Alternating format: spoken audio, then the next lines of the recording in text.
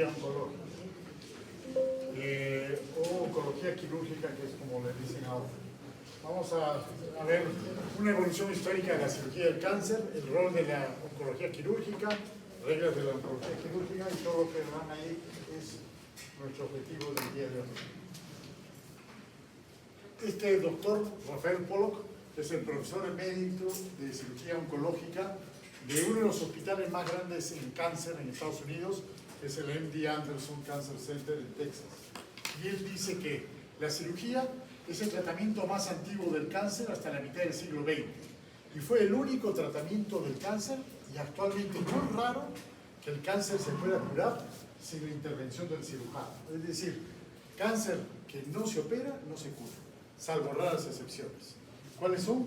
Los cánceres hematológicos, evidentemente, o sea, los linfomas, el coriocarcinoma se puede tratar sin cirugía, y otros casos muy puntuales, pero tumor que no se opera, no se cura, sigue siendo un problema mortal. Y se empezó a operar desde que el hombre existía, ha habido cirugía, se metía en una aguja, había que operarlo, venía un rinoceronte, le metía un cacho, había que suturarlo, entonces siempre existía la cirugía. Pero vamos a dividir la cirugía en tres grandes grupos. En unos inicios, cómo fueron las primeras cirugías que se hacían, que cambió todo con una revolución que hubo en el mundo, que fue la anestesia y la asepsia. Surge la asepsia, controlamos las bacterias, los pacientes ya no se morían de infecciones. Surge la anestesia, ya se podía operar sin dolor, antes era aguantatol nomás, había que agarrarlo, o se emborrachaban, o les daban coca, pero había que aguantarlo. Y en esto permite que, fíjense, el volumen de cirugía aumente terriblemente.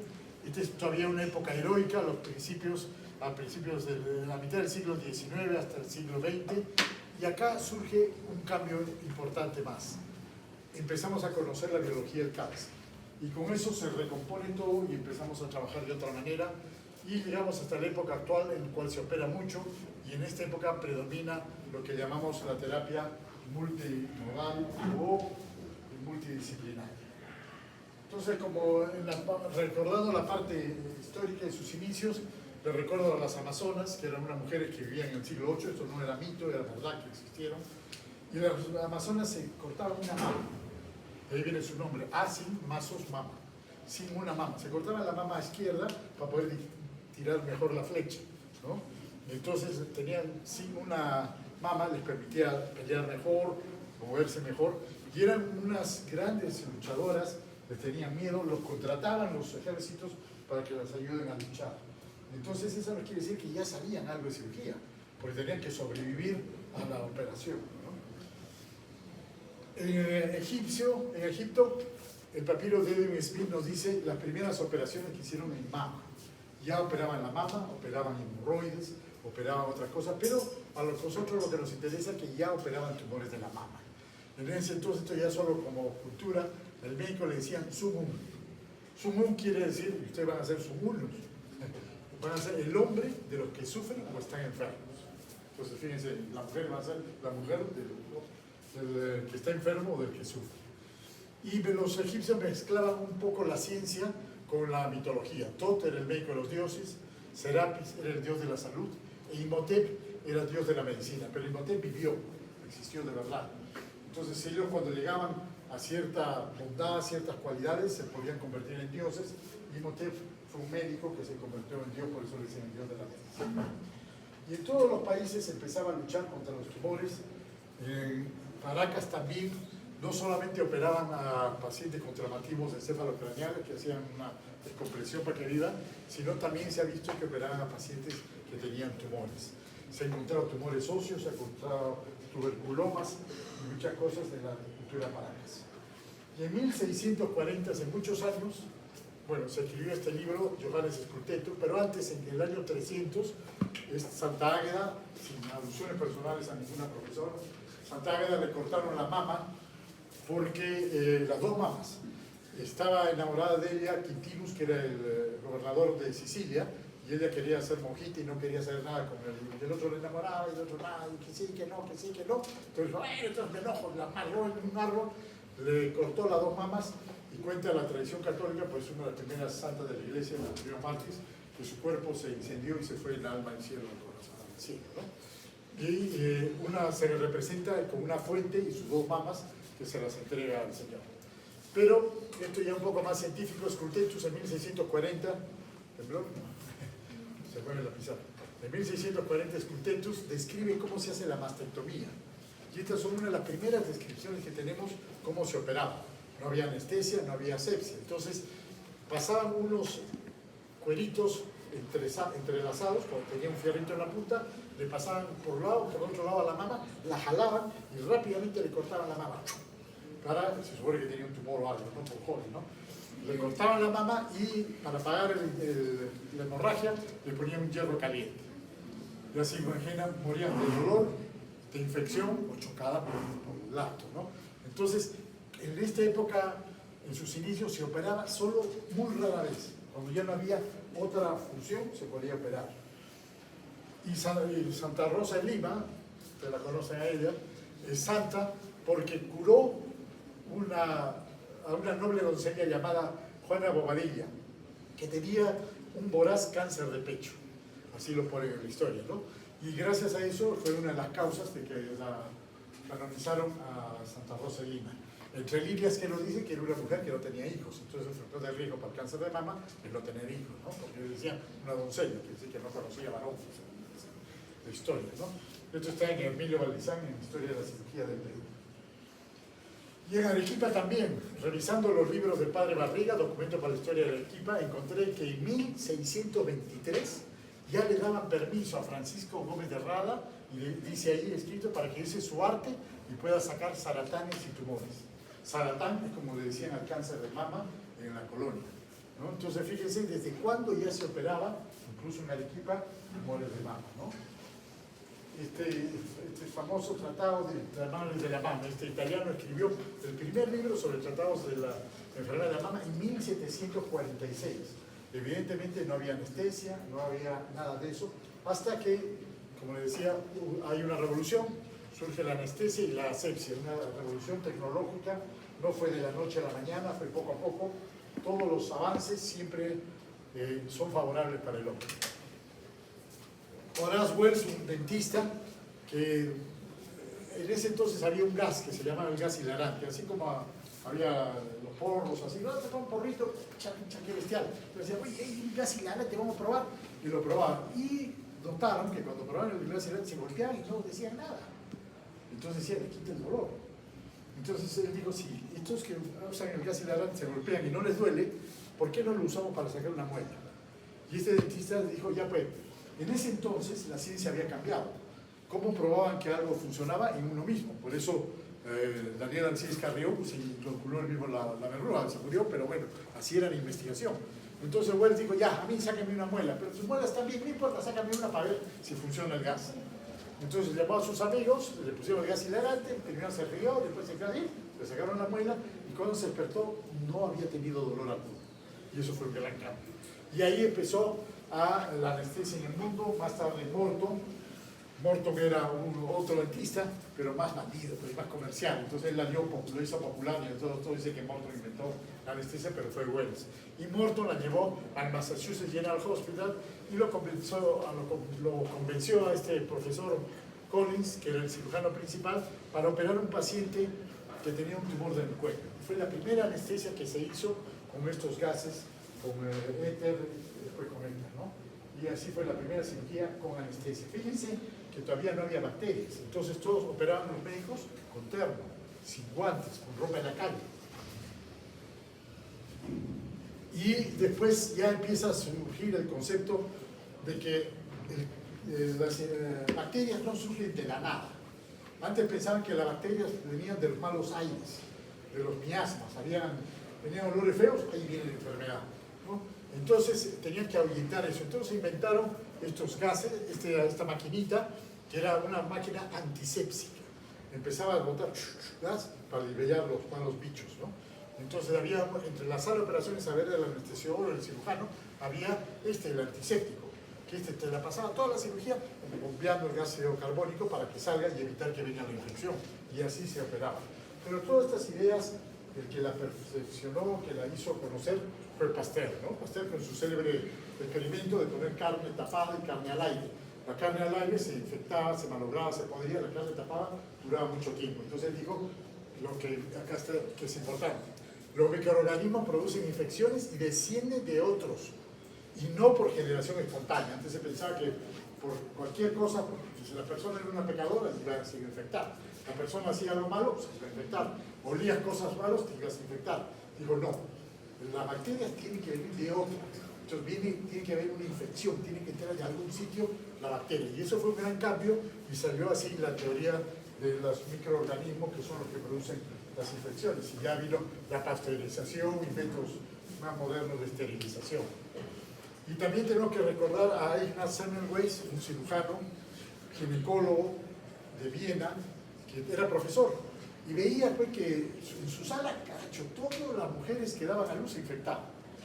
Las fiebres puerperales eran terribles, le daba fiebre puerperal y no había antibióticos. Las mujeres se morían. Y en la sala de su vecino ninguno se infectaba. Y se volvía loco, pero cacho, ¿qué pasa? ¿Qué pasa?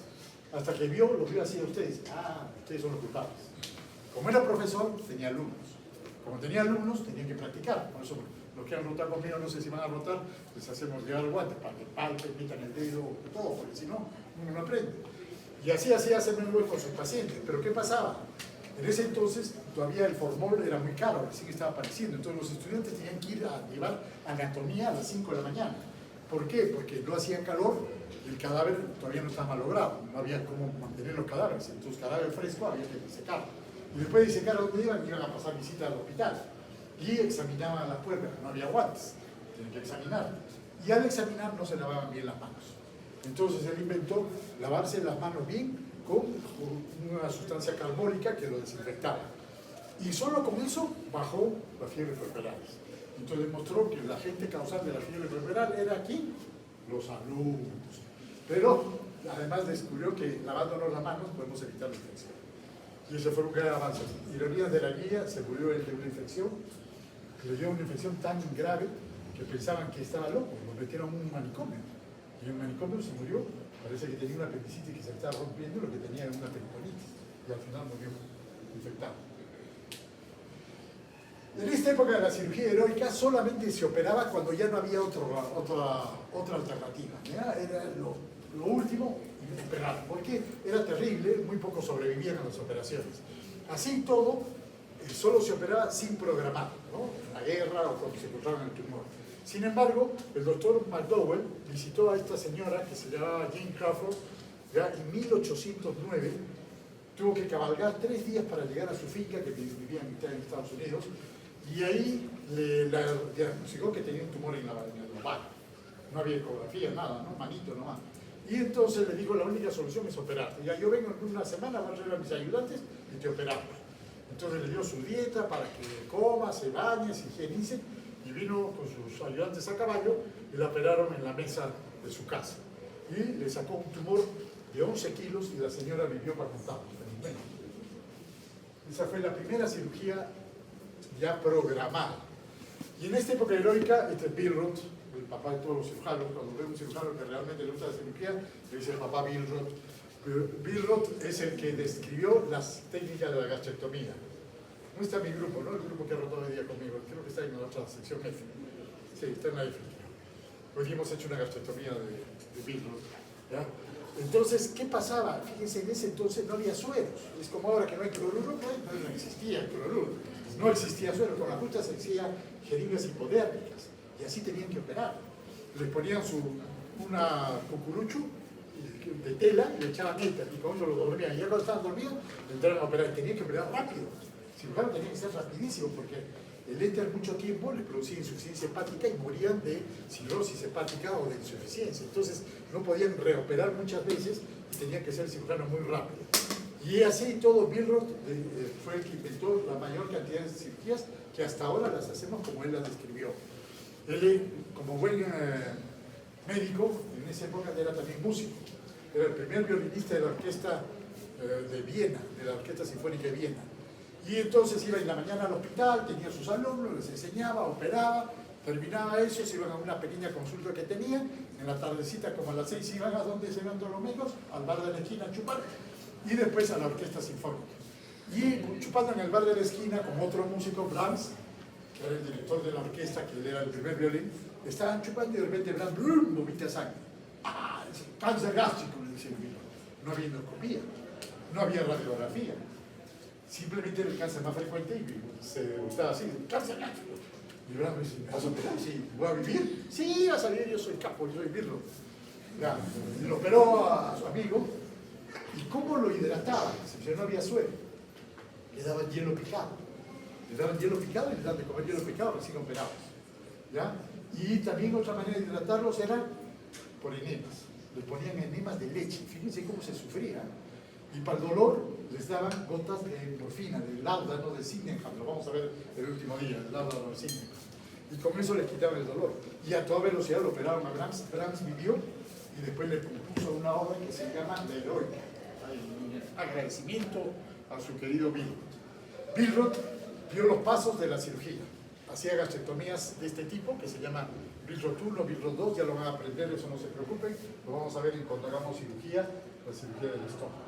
Y en esta época heroica surgen todas estas grandes cirugías. Pasó muchos años, fíjense que Billroth, cuando Billroth empezó fue en 1881, la primera. Ya no vamos a pasar mucho tiempo porque si no nos demoramos mucho. Faltó, me pasé para otro lado. Ya estamos en 1885, casi a finales, comienzos del siglo XIX, casi 100 años han pasado. Otro gran problema, había que operar el colon, pero no había antibióticos. Y el colon que tiene caca, que tiene bacterias, entonces era un problema. Nadie se animaba a operar el colon. Entonces fue ahí, le hacen la primera colostomía y Mikulicz. Luego acuérdense porque hasta ahora hay dos tipos de colostomías, la de Mikulicz y la de Harman. Mikulicz se inventó esto, la resección en dos tiempos. Digo, como el paciente estaba obstruido, pero el tumor no lo diagnosticaban ahora con tomografía, no había nada, ¿no? Con la mano simplemente empezaban a vomitar, vomitaban materia fecal, está obstruido, se le echaba la barriga, había que operar. ¿Qué hacía? Le hacía primero una colostomía. Después, cuando ya se limpiaba el paciente, ya comía, estaba limpio el colon, le sacaban el tumor. Por eso se decía en dos tiempos. Un tiempo para hacer la colostomía y el segundo tiempo el tumor, el paciente vivía. Entonces dijeron que era una solución para el cáncer, generalmente el colorectal o coloisquial. Y recién en 1895, los hermanos Mayo, eran dos grandes cirujanos de Estados Unidos, Horace Mayo fue el primero que se animó a suturar el colon, una anastomosis, una noticia mundo, han suturado un colon, imagínense, salió en la revista Time, era un gran avance de la medicina, cosa que ahora lo vemos ahora la sutura mecánica, y se acabó, ¿no? Pero todo eso nos ha costado, y tenían que suturar muy bien y a mano, y hacían con qué, no había cadmo, bicril, nada, hacía hilo nomás, con hilo, y tenía que quedar bien, porque si se infiltraba, se moría, no había antibióticos, ¿no? Y más tarde, en 1906, Ernest Miles hace la más grande cirugía colorectal, que es la resección abdominoperineal. Sacaban el recto, el ano, y quedaba con colostomía definitiva. Acá nos vamos a demorar un poquito más con Halsted. William Halsted es otro cirujano famoso que inventó la mastectomía radical modificada, una gran cirugía que sacaban complejo areola pezón, mama, pectoral mayor y pectoral menor. Entonces queda así el tórax. Ya casi no se hace, pero los que hemos ido algunas veces, venga la paciente, respira y ustedes ven las costillas y abajo el pulmón. Porque no hay nada, queda la costilla nomás. Terrible, una gran cirugía. Y él se bajaba en lo que en ese momento era el pensamiento histórico. Virchow, el famoso patólogo polaco que vivía en Viena, decía que el cáncer avanzaba por estaciones. O sea, de la mama pasaba al primer nivel ganglionar, segundo, tercero, supraclaviculares y así se extendía. Entonces, ese era el concepto, que el cáncer avanzaba por estaciones. Entonces, si el cáncer avanza por estaciones, si yo limpio todo, voy a curar el cáncer. Y eso fue el principio de Halsted, y lo logró. Aumentar la curación del cáncer de mama al 42%. O sea, de cada 10, 4 se curaban. Que fue un gran avance. Antes, si tenía cáncer, se moría. Porque esas curaciones que hemos visto antes, que sacaban solo la mama, eran muy simples, muy rudimentarias y eran tumores muy grandes. Así como anécdota les cuento, para que no se aburran porque es la hora de la siesta, Halsted también fue el que probaba lo que iba a experimentar, como muchos médicos, como Freud. ¿Y cuál era el anestésico más común en ese entonces? Pues tú te entiendes, pues, la cocaína, había venido del Perú. Entonces, ¿qué pasa? Ellos eran los primeros que tomaban cocaína. Freud era un gran cocainómano. Y Halsted era otro. Pero estaba tan loco que andaba en el hospital así, y sus amigos le dijeron, tienen que hacer algo. Y todos sus amigos andaban en la misma. Entonces agarró, alquilaron un barco, un bote en ese entonces, te estoy hablando de 1800, ¿verdad? Y dijo, ya, me voy a dar la vuelta al mundo y me voy a desintoxicar. Entonces partieron de Baltimore, donde vivían cerca de Massachusetts, y contrataron un barco grande, subieron todos sus amigos y llenaron la bodega de cocaína, todo lo que pudieron del Perú, y se fueron de Baltimore a Inglaterra, se fumaron todo, salieron, ya. Llegaron y dijeron, ya, ahora sí, el resto del viaje nos desintoxicamos. Y cuenta la leyenda que en este viaje se inventó esta cirugía. Y cuando llegó, dijo, ya, vamos a hacer esto. Hizo eso y realmente fue un gran avance y uno de los primeros pasos para curar el cáncer.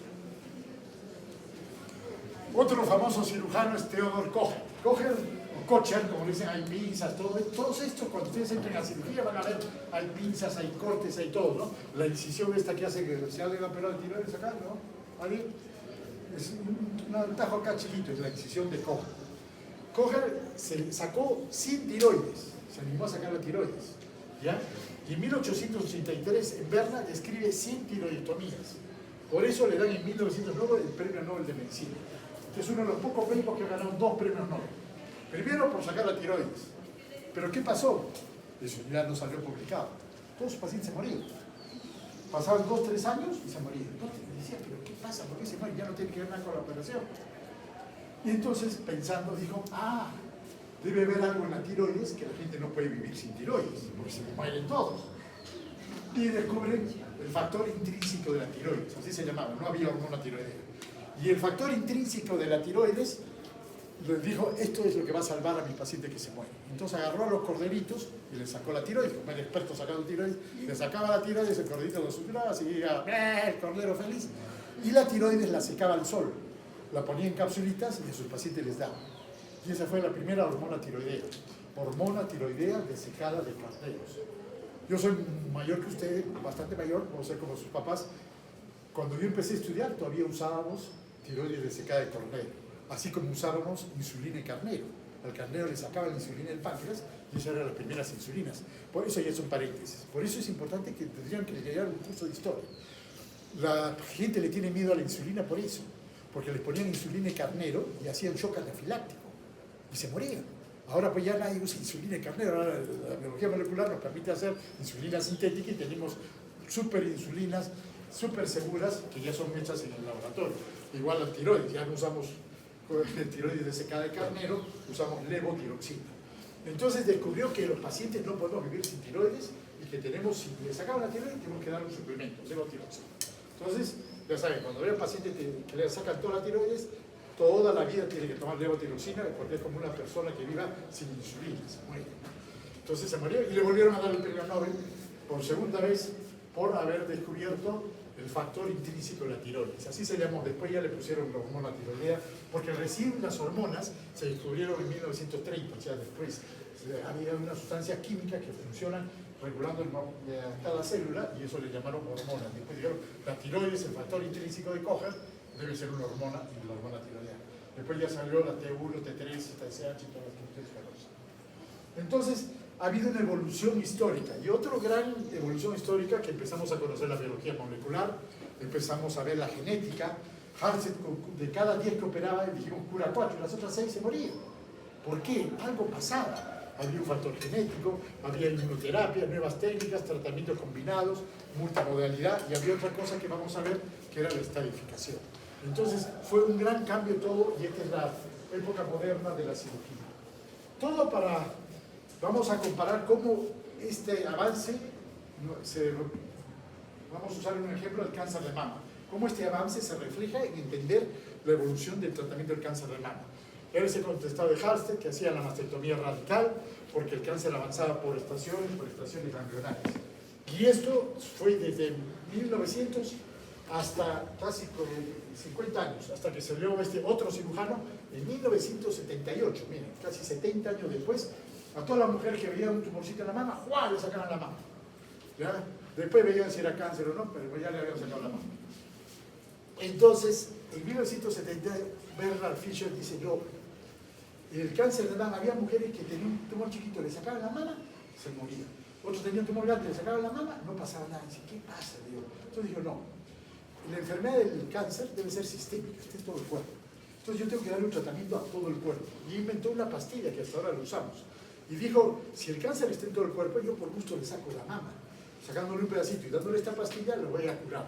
Y es verdad, curó un gran número de pacientes solamente con tumorectomía. Le sacaban el tumor, le daban radioterapia y descubrió el tamoxifeno, que es un antiestrógeno que hasta ahora lo usamos desde 1978.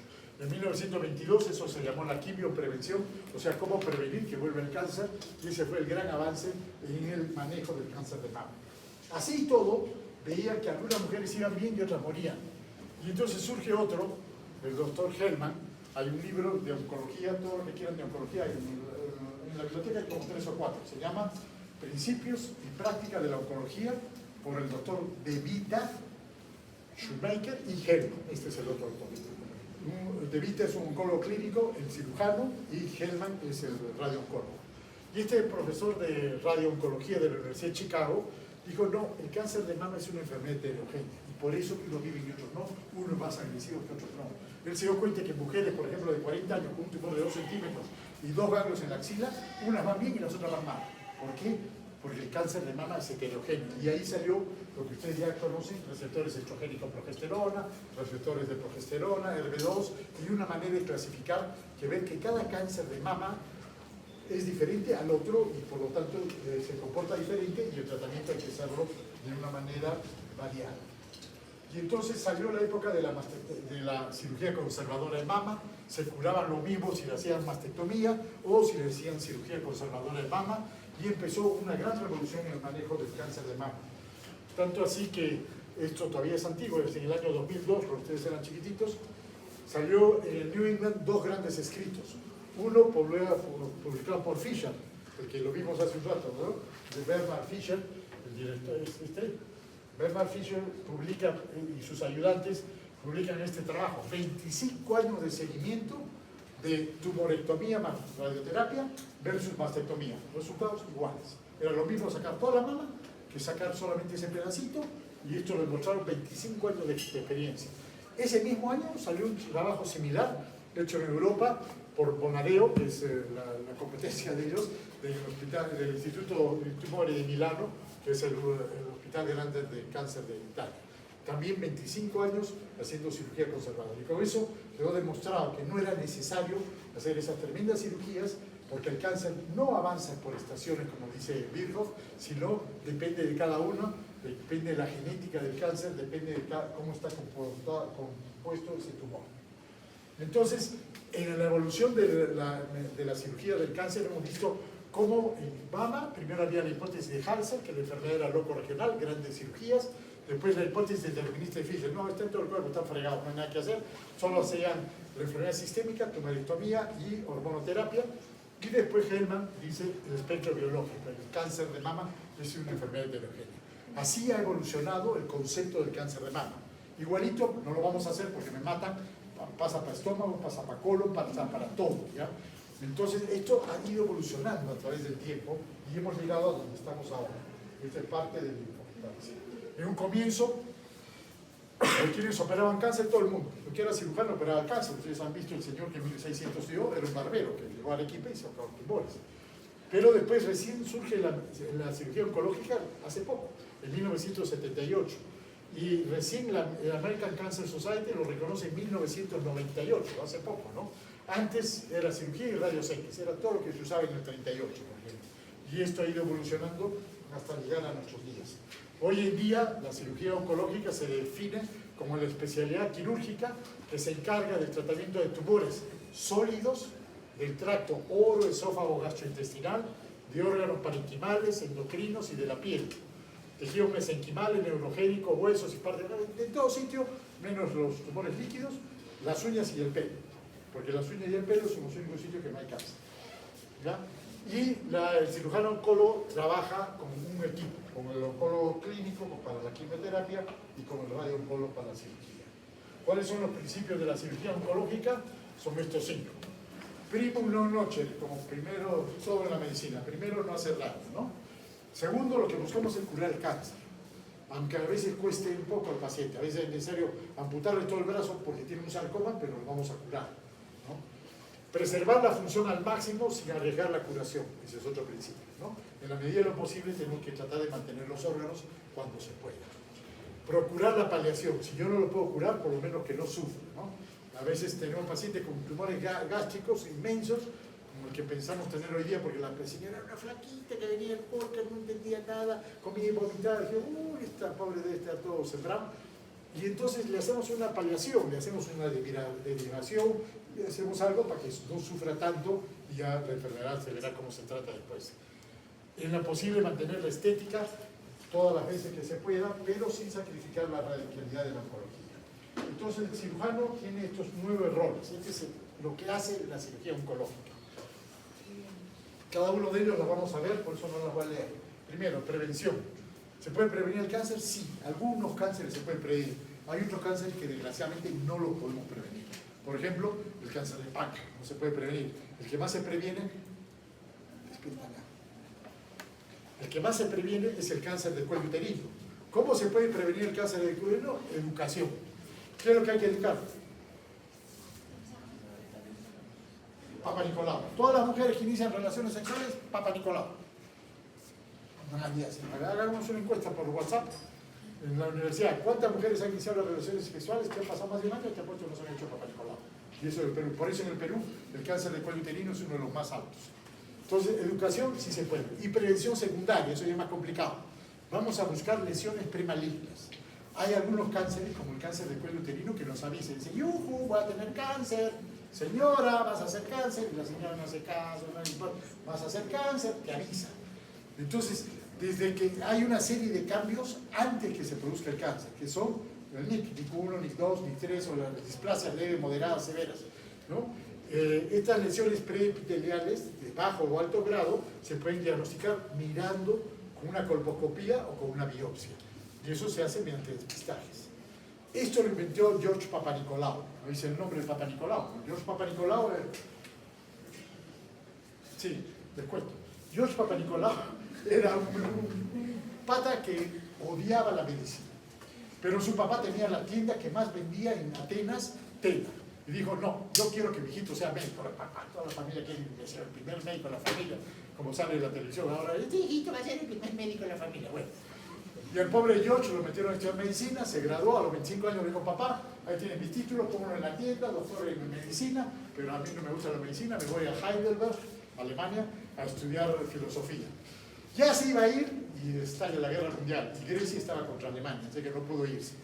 Pero ya de cólera dijo, no, yo si me quedo me van a meter a trabajar de médico, me voy. Y se fue a Inglaterra, a Estados Unidos. Y no tenía trabajo, pero él era hábil, entonces se metió de barman. Trabajaba en un bar frente al el hospital más grande, todavía existe, en la Quinta Avenida, que si van a Nueva York no dejen de visitarlo, donde está PAC, han escuchado los puntos de PAC. PAC era el director de ese hospital, es el Sloan Kettering Memorial Hospital. Otro día les cuento ese hospital, también tiene una historia impresionante. Y ahí, al frente, en el bar trabajaba. Y los médicos salían, se iban a chupar el traguito y les conversaban. Yo se me, ¿qué haces acá? Pues, oye, pero si acá faltan médicos. No, que a mí no me gusta, que si... Ya, hasta que ya empezó la crisis, la guerra, empezaron a cerrar los bares, los médicos ya no tenían plata para ir a chupar, ya la crisis mundial, y entonces se quedó sin trabajo. Y el submédico le dijo, oye, pues yo soy... Se acordaron que era médico. Ya. ¿Qué hace un médico que no le guste la medicina? Pregúntele, por ejemplo, al doctor Pari, a la doctora Noemí, ¿qué hacen los médicos que no les gusta la medicina? Enseñan en básicas, porque no agarran pacientes. ¿Ya? Y entonces eso hizo Papanicolaou. Fue el principal profesor de anatomía en la Universidad Cornell. Se fue a anatomía, no tenía problema, termina la clase, cierra la puerta, se va. Los médicos nos dicen, el paciente está mal, el paciente pero está sangrando, venga acá. Pero no. Ellos terminan, cierran los libros, se paran, chao chicos, váyanse. Cuéntale a mi compañero de promoción, por él sabe que lo pongo de Bueno, ¿y qué pasó? Papanicolaou hacía eso, se dio cuenta, pues también era intérprete, tampoco era un pavo, se dio cuenta que la mayoría de mujeres jóvenes que morían por cáncer de cuello uterino. Entonces, qué raro, ¿qué hace? Y de vez en cuando venía una que en la anatomía le encontraba un cuello casi sano. Y se le ocurrió rasparlo y verlo al microscopio. Y empezó a ver cambios. Pero esos cambios no sabía si eran post-mortem, porque eran cadáveres, o si era parte de la vida verdad. Entonces, ¿cómo convencía a una mujer para raspar el cuello uterino? En ese entonces no se sabía. El examen ginecológico se hacía así. Y el médico venía, le levantaba la falda, y que en esta posición hay una cosa que se llama la espátula del zinc. Le bajaba y veía con la luz natural, no había luces artificiales, a ver cómo estaba el cuello. Entonces imagínate que iban a hacer eso, para rasparle el cuello peor. Entonces quiso el papá Nicolau, como estaba casado, le dijo, hijita linda, ven acá, vamos a hacer un experimento. Empezó a rasparle el cuello uterino a su mujer. Y así inventó el método de Papa Nicolau. Y se dio cuenta que los vivos no tienen, o sea, que no era un fenómeno cadavérico, sino que puede ser parte de la evolución natural de la flora del cuello uterino, que va cambiando antes de la ovulación, después de la ovulación, las células varían. Y él lo descubrió eso con su esposa. Ahora tenía que ver si era verdad en el resto de la humanidad. Entonces, como tenía sus amigos que lo metieron a medicina, le dijo, ustedes me jodieron, me metieron acá, ahora vengan a ayudar. Todos los ginecólogos necesito que vayan raspado el cuello a sus pacientes. Y empezó a hacer, y así descubrió el método de Papa Nicolau, y vio que se podía diagnosticar fácilmente el cáncer de cuello uterino con un examen muy simple. Y estas es las estadísticas en Nueva York, donde él trabajó, cómo cayó el cáncer de cuello uterino en 1930, cuando inventó el Papa Nicolau, hasta 1990. Casi desapareció. Claro que los gringos son, pues, le dijeron, hay que hacerse Papa Nicolau, y todos los gringos, son Papa Nicolau, acá, hay que hacerse Papa Nicolau. ¿Qué? ¿Hay que qué? ¿Qué? ¿Papá qué? No, a mí no me gusta la papa, ni nadie se hace. Entonces, ¿se puede prevenir el cáncer? Sí. ¿Quién es la función de eso? De los cirujanos. Parte de la cirugía preventiva, por ejemplo, vamos a correr porque ya mucho chévere. Los pólipos. Sacar un pólipo es prevenir el cáncer, ¿no? Cirugías excesivas también, mastectomías bilaterales. Justo en una paciente hemos hecho en el hospital una mastectomía bilateral al paciente portador de BRCA1, BRCA2, hay que hacerles esto desgraciadamente porque tiene una alta carga genética con cáncer. Entonces Angelina Jolie, que su hermana había tenido cáncer, su mamá de tener, yo tengo BRCA1, BRCA2. Lo que pasa es que lo que tenía no era BRCA1, BRCA2, tenía las que te cuento en la rodilla, entonces se las hizo arreglar, se las puso, se sacó las mamas, le pusieron prótesis y dijo, ya estoy bien. Las que entendí me han palpado, los otros estaban entendidos. Otra de las funciones del cirujano oncólogo es las biopsias. No existe cáncer si no hay una biopsia, salvo raras excepciones. A veces no podemos biopsiar un tumor en la base del cráneo, ¿no?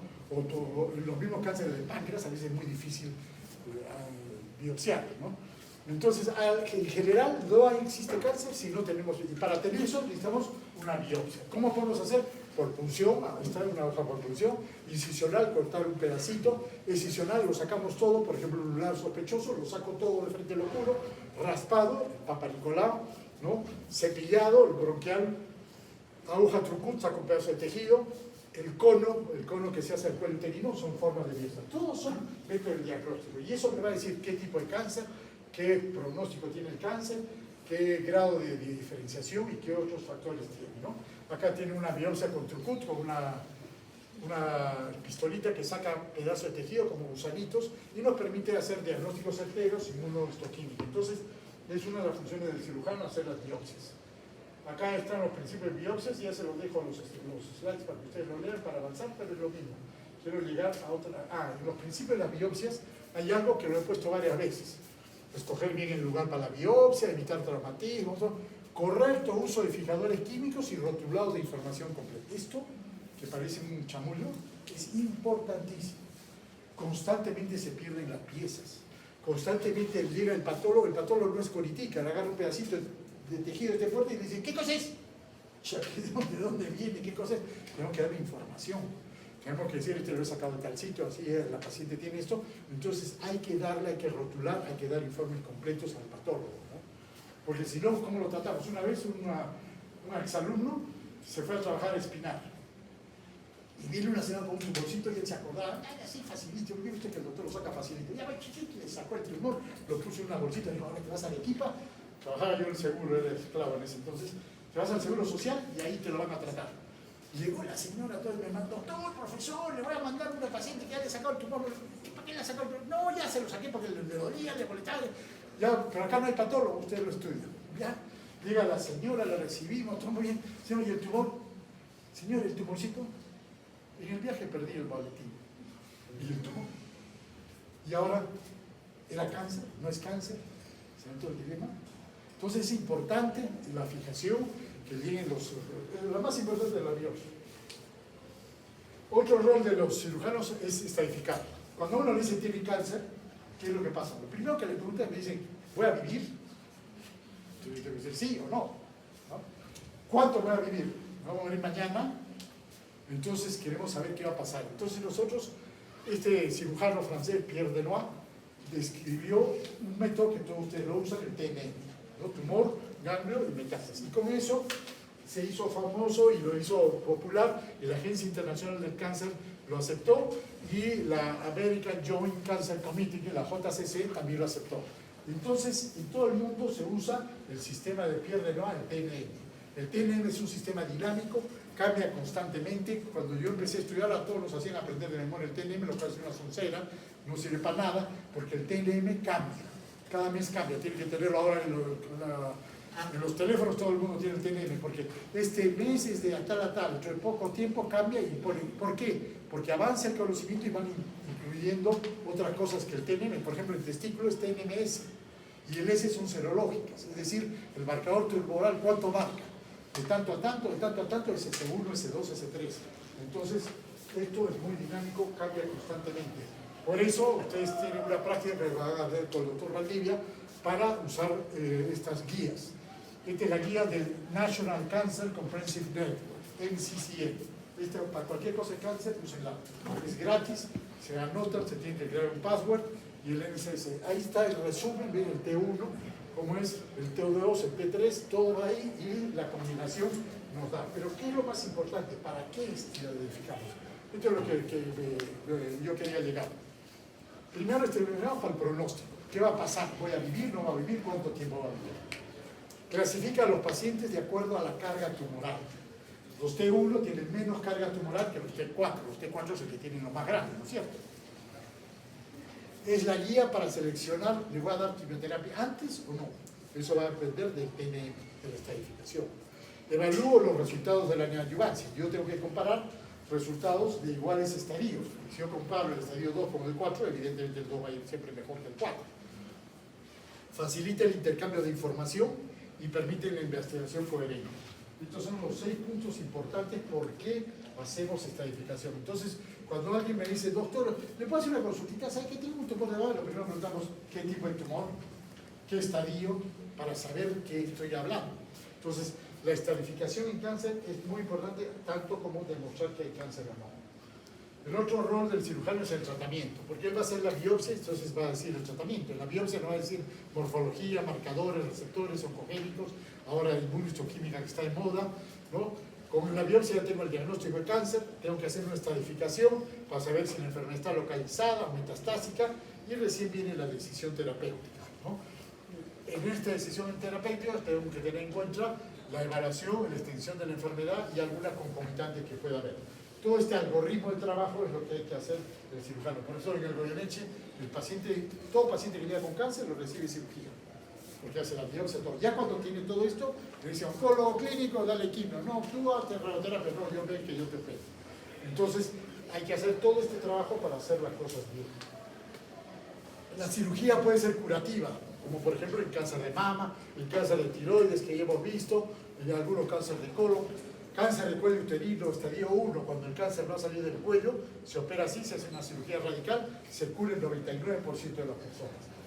El 1%, ¿por qué no se curan? Porque hicieron mal el diagnóstico y era muy grande el tumor y no era.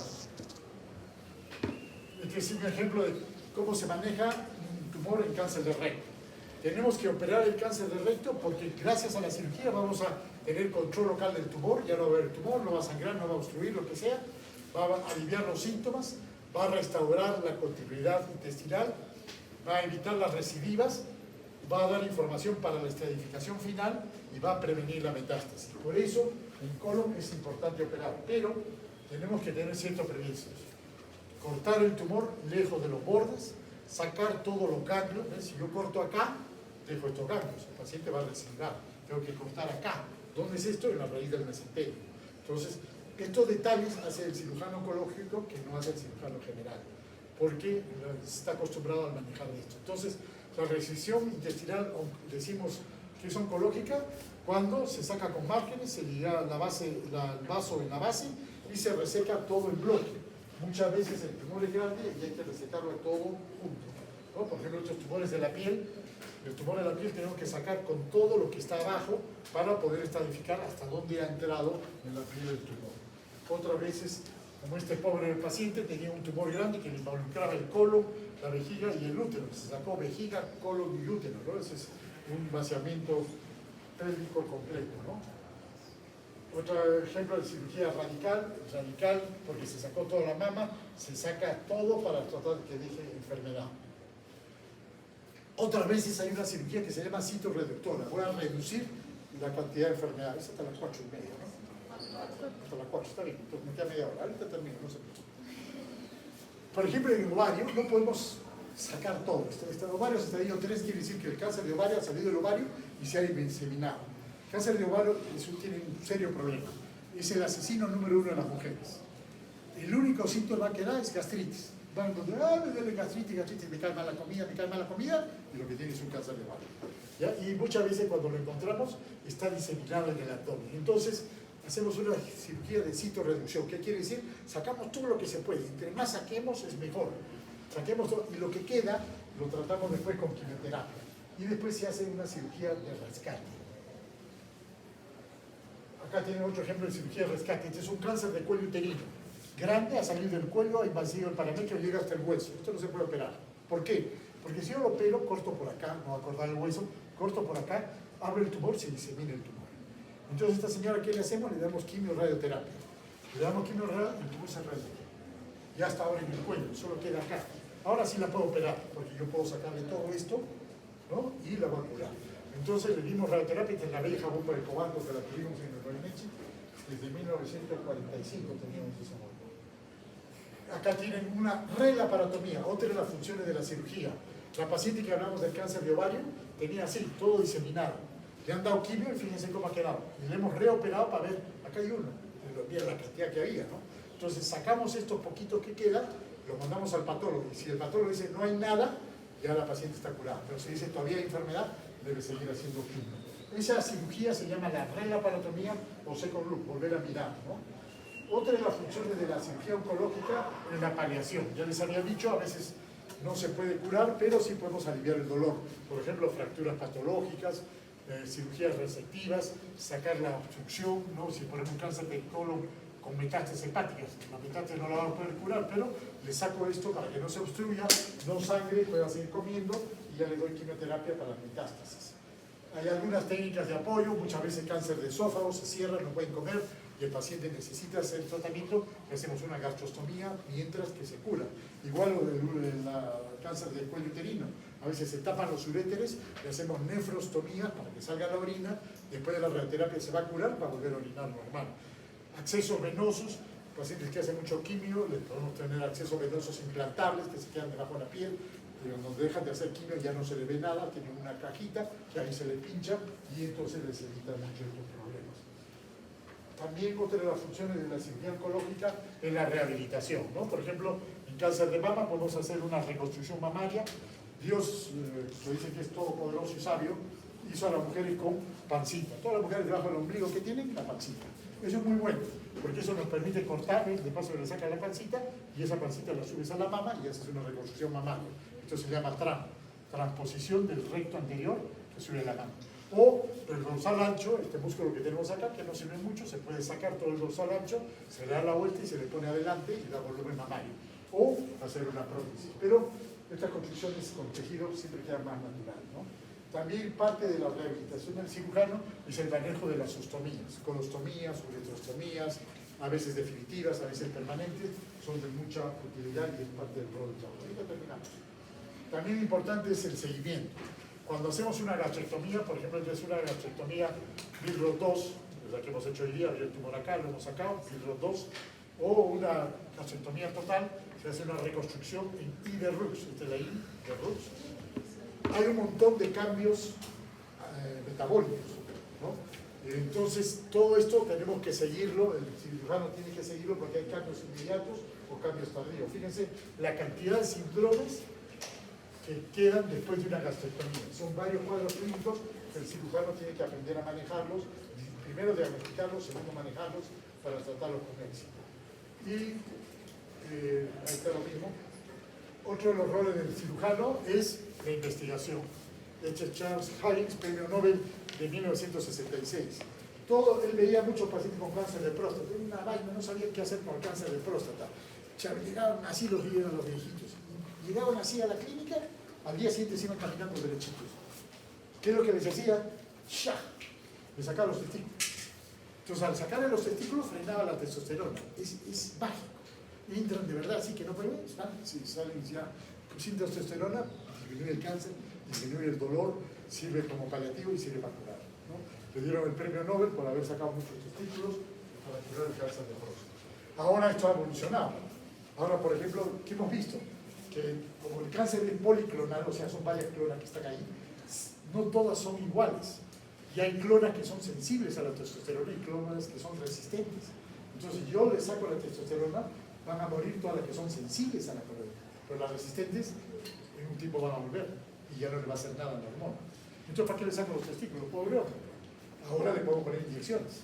Inyecciones que frenan el eje hipotálamo hipoficiario, ya no le tengo que sacar los testículos, y el día que las hormonas sean resistentes, le dejo de dar y ya se iguala la población entre resistentes y no resistentes y puedo ir controlando más tiempo. El cáncer no se curaría, pero se vuelve casi crónico, y así podemos manejar mucho cáncer en general. Reglas de la cirugía oncológica. Evaluar el tipo y extensión del tumor para decidir el plan quirúrgico. Yo voy a operar esto, tengo que ver cómo lo voy a cortar y cómo lo voy a tapar. Entonces estoy calculando aquí un colgajo de avance que va a venir y lo va a tapar, ¿no? Determinar márgenes apropiados para que no tenga una recidiva pronto. Hay que proteger el tejido normal de la contaminación de células tumorales. Cuando operamos así estas úlceras, le ponemos un apósito y lo suturamos para no estarlo agarrando las células tumorales. Cubrir con apósito gasas estériles en la superficie de lo que ya les decía. Por ejemplo, un cáncer aquí en la piel, yo tengo que calcular cómo lo hago, pero tiene que quedar bonita la persona, ¿no? Entonces, le reseco acá, pero le abro toda la frente hasta acá. Y esto gira acá y solo le va a quedar una suturita acá. Como es una suturita horizontal, va a ser con los pliegues del que tenemos en la frente, no le queda nada. Entonces, tenemos que tratar de hacer una manipulación mínima y cuidadosa de la neoplasia, de sección aguda, no roma, ligadura vascular temprana y recesión en bloque con las anapatías regionales. Evitar el contacto con los guantes instrumental, fulgurar si queda abierta la sustancia y considerar terapias ayudantes, ¿no? Nuevamente, correcto uso de fijadores, ya no lo vamos a hablar. Y ahora vamos a hablar sobre algunos aspectos de la oncología quirúrgica. En el preoperatorio nosotros tenemos que evaluar si el paciente es operable o inoperable. Operable quiere decir que el paciente tiene alguna condición, parece en condiciones que de sobrevivir a la cirugía que necesita va a ser posible. O sea, lo puede operar para poder vivir. Inoperable quiere decir el riesgo operatorio es inaceptable. Ya me va a correr tanto riesgo que lo más probable es que se muera en la sala o en el posterior. Eso se refiere sobre operable e inoperable. Irresecable o irresecable también es importante, no es lo mismo. Resecable quiere decir, de acuerdo a los análisis clínicos y bioquímicos por ejemplo, el tumor parece resecable. Irresecable ya yo lo veo que va a ser imposible resacarlo, ¿no?